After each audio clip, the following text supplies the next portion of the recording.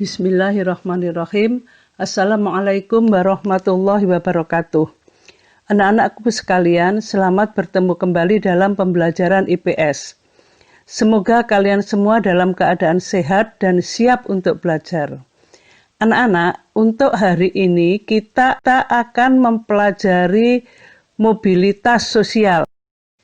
Tujuan pembelajaran yang diharapkan siswa dapat 1. Menjelaskan pengertian mobilitas sosial, 2. Menjelaskan bentuk-bentuk mobilitas sosial, 3. Menyebutkan contoh mobilitas sosial vertikal, 4. Menyebutkan contoh mobilitas horizontal, 5. Membedakan faktor pendorong dan penghambat mobilitas sosial, yang terakhir 6. Menganalisis faktor penghambat mobilitas sosial.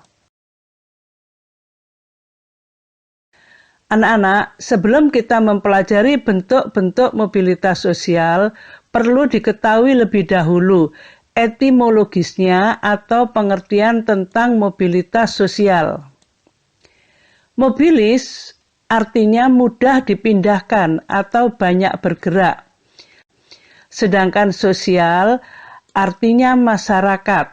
Berarti mobilitas sosial merupakan gerak perpindahan posisi seseorang atau kelompok dari satu kelas sosial ke kelas sosial lainnya, atau gerak perpindahan dari satu strata ke strata lainnya.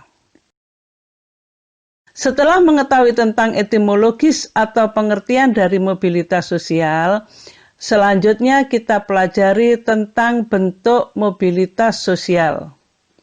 Bentuk mobilitas sosial bisa dibagi menjadi 2, yaitu mobilitas sosial vertikal dan mobilitas sosial horizontal. Mobilitas vertikal adalah perpindahan seseorang atau kelompok dari suatu kedudukan sosial ke kedudukan sosial lain yang tidak sederajat, baik pindah ke tingkat yang lebih tinggi, social climbing, maupun turun ke tingkat yang lebih rendah atau social sinking. Mobilitas horizontal adalah perpindahan status sosial seseorang atau sekelompok orang dalam lapisan sosial yang sama atau sederajat. Contoh dari mobilitas sosial vertikal. Yang pertama, contoh mobilitas vertikal climbing atau naik.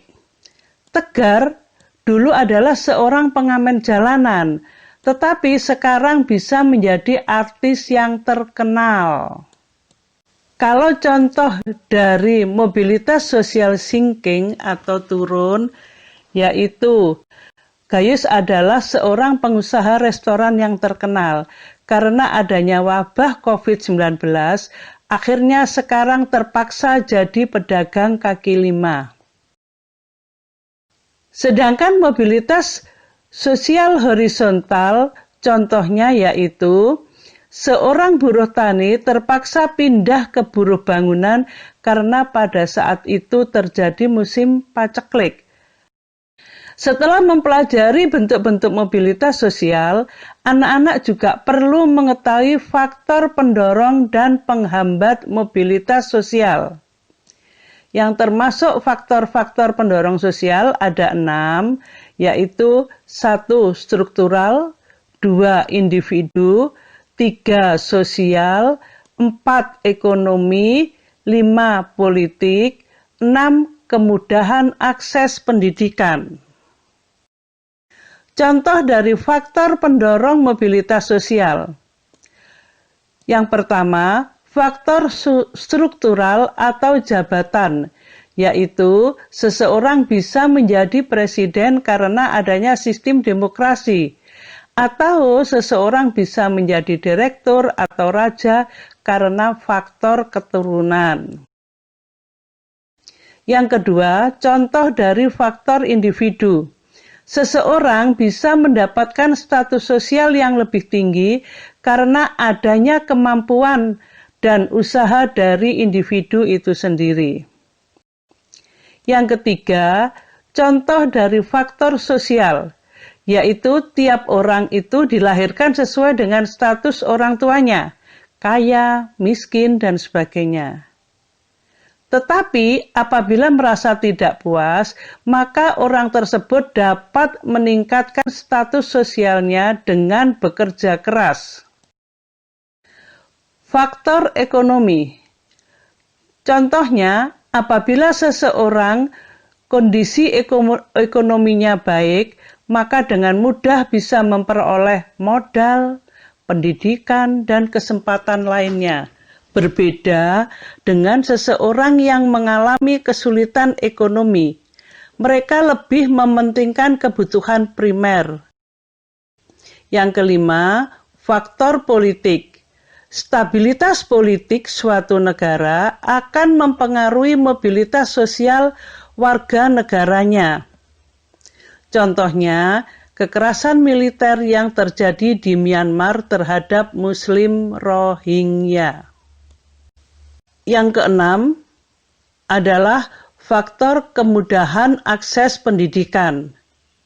Contohnya, adanya wajib belajar 9 tahun, PIP, Program Indonesia Pintar dari pemerintah berupa beasiswa untuk anak-anak sekolah tingkat SD sampai SMA, baik yang negeri maupun swasta. Juga untuk perguruan tinggi sudah disiapkan oleh pemerintah adanya bidik misi atau biaya pendidikan mahasiswa miskin berprestasi. Sedangkan faktor penghambat sosial ada dua, yaitu kemiskinan dan diskriminasi. Contoh dari faktor kemiskinan yaitu bagi masyarakat miskin sulit untuk mendapatkan pekerjaan atau tingkat sosial yang lebih tinggi karena berpendidikan rendah, sehingga berpengaruh juga terhadap kualitas sumber daya manusianya. Sedangkan contoh faktor diskriminasi yaitu adanya perbedaan perlakuan ras, suku, atau golongan, dan sebagainya. Nah, mudah-mudahan kamu semuanya mengerti. Sampai di sini dulu pembahasan tentang mobilitas sosial. Untuk pertemuan berikutnya akan kita bahas tentang saluran-saluran mobilitas sosial.